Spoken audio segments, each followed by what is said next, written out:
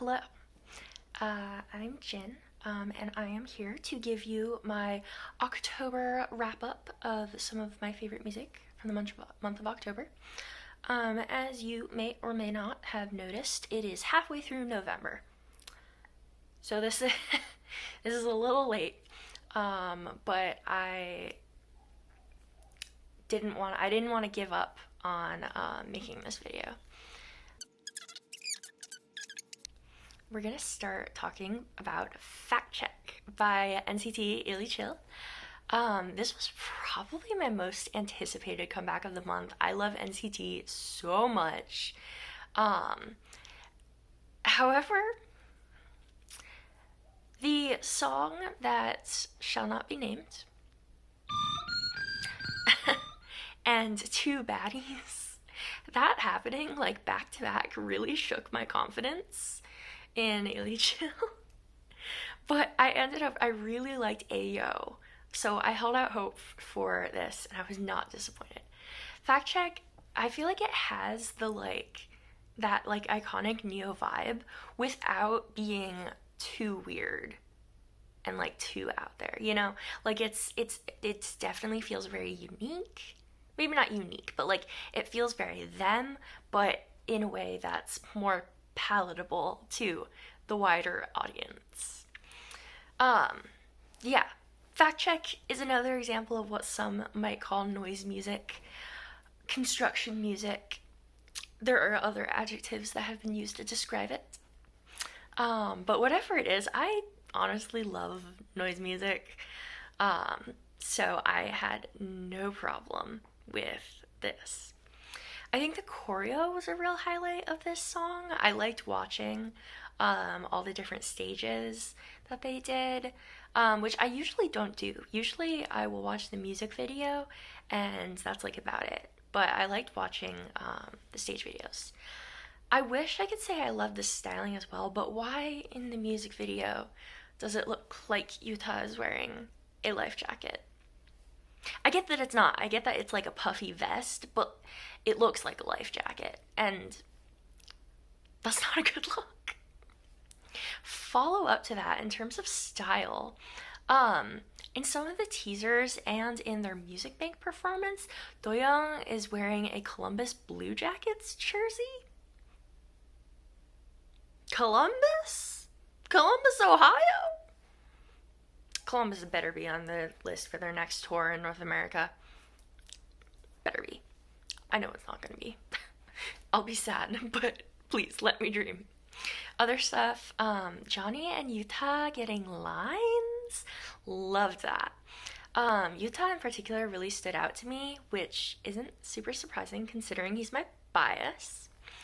Johnny's parts, I loved that he got more than being like an echo to some of the other members. I feel like that has happened a lot in their music. Jaehyun's parts were amazing. I think his look really suited the concept, and I loved him when he was being a center. Everyone did great, and I hope Taeil is recovering well. It was sad, you know, for him not to be there, but you know, I want definitely want him to be prioritizing his health over everything else. Oh, and then in the last chorus, in the background, you can hear Haechan's vocal runs. So good. So good. Oh my gosh. I am absolutely obsessed with this song. I've been listening to it nonstop since it came out. Yeah. So that was Fact Check. Real quick, (G)I-DL's Heat EP extended play was also in October, but I'm not gonna really discuss that in this video because I was hoping to make like a separate album review video for them. I don't know if that'll actually happen. If it doesn't, just know that I love (G)I-DLE. I think Heat was great, especially for being all in English. So next thing, An Iron Hand and a Velvet Glove by Jini. I had no idea what to expect from Jini coming out of NMIX, and I was almost a little surprised by how much I liked the album. The title track Come On is all in English, which is a trend in K-pop that I'm not a huge fan of. I feel like there's a very like catering to the West. Like it feels like a bit heavy-handed as a marketing technique. Um, there's nothing wrong with that. I'm just not a fan of it. Anyways, all the songs on this album are good, but I especially like Here We Go Again. The album overall, like I would say it's good. But Here We Go Again specifically would say like I love this song. And yeah, I'm excited to hear more from Jenny as she continues as a solo artist. Brief change of topic. Check out the string of cranes I made. I love origami. And I make these like tiny little paper cranes all the time. Do I have a smaller one with me?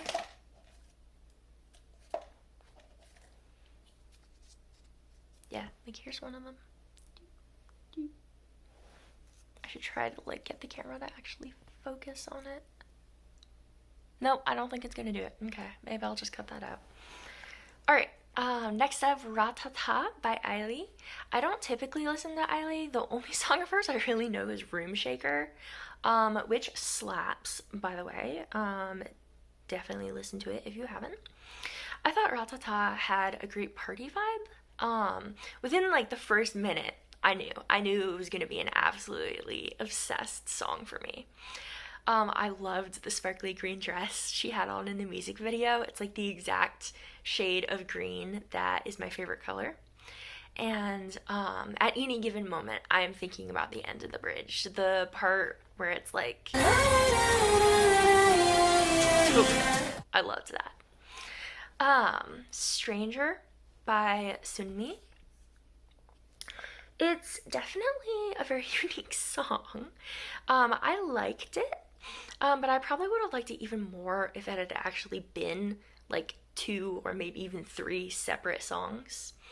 I think the sudden shifts felt like very dramatic mood swings, and then always coming back to that like flat affect, the kind of chant of the chorus. If that's what Sunmi was aiming for, I think she did a great job of achieving that. If that's not what she was aiming for, that's kind of strange. Yeah, anyways.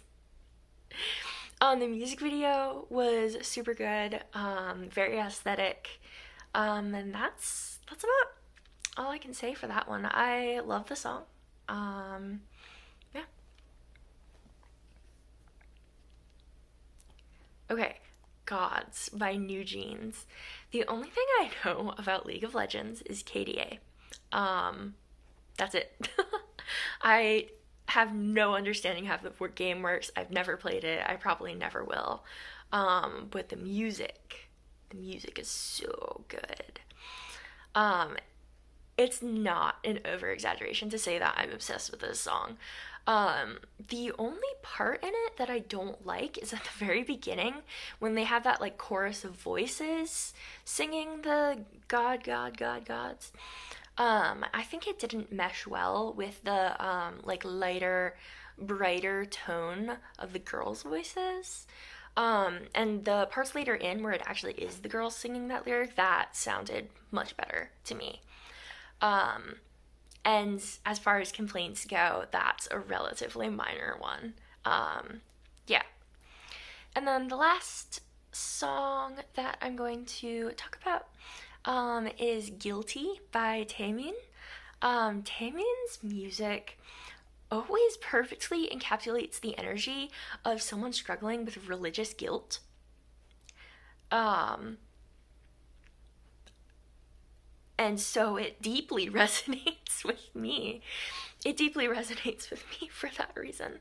The part where it's like loving you's a crime,